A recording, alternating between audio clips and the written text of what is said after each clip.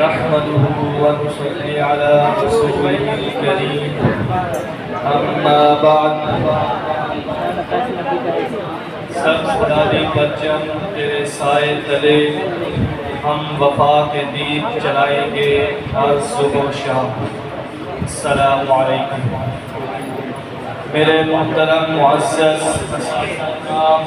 میرے ہم مکتب ہم مشن ساتھیوں، آج کا دن 14 اگست ہماری قومی تاریخ کا وہ روشن دن ہے جب برِ صغیر کے مسلمانوں کی بے شمار قربانیوں اور طویل جدوجہد کے بعد ہمیں ایک آزاد وطن پاکستان نصیب ہوا۔ یہ دن جہاں ہمیں خوشی اور فخر عطا کرتا ہے، وہیں ہمیں اپنے فرائض، قربانیوں اور ان مقاصد کی یاد بھی دلاتا ہے جن کے لیے یہ ملک حاصل کیا گیا تھا۔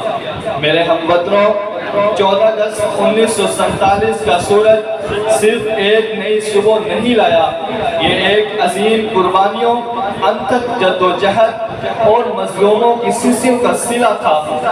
یہ قائد اعظم محمد علی جناح کی بے مثال قیادت، علامہ اقبال غفار اور ہزاروں شہداء کے خون سے یہ وطن حاصل ہوا تھا۔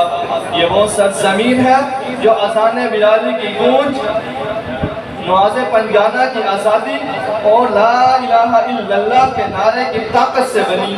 یہ وہ خطہ ہے جہاں مسلمان آزاد فضا میں اپنے دین، اپنی ثقافت، اپنے تہذیب کے مطابق زندگی گزار سکتے ہیں۔ سامعین سے بتا، ہم وہ قوم ہیں جس نے زمین کا ایک ٹکڑا صرف رہنے کے لیے نہیں مانگا تھا۔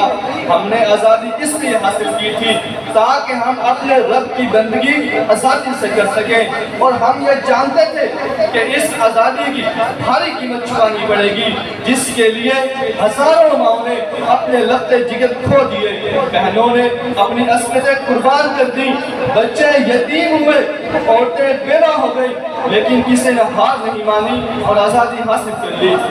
میرے دوستوں، آزادی یوں نہیں ملتی، آزادی وہ چراغ ہے جو شہداء کے خون سے جلتا ہے۔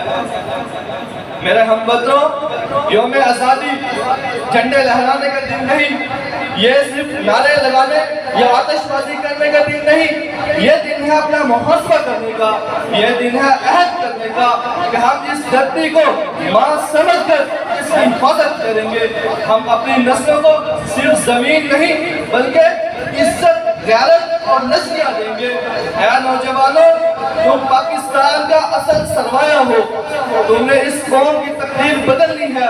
اپنے تعلیم، کردار اور جذبے سے اس ملک کو ترقی کی ان بلندیوں تک لے جانا ہے جہاں صرف سرزاری پرچم ہی نہیں بلکہ امن، عدل اور خوشحالی بھی لہرائے۔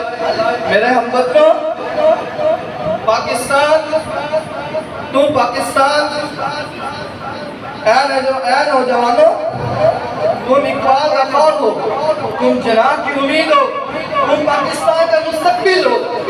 تم نے اس قوم کو آزاد کروایا ہے۔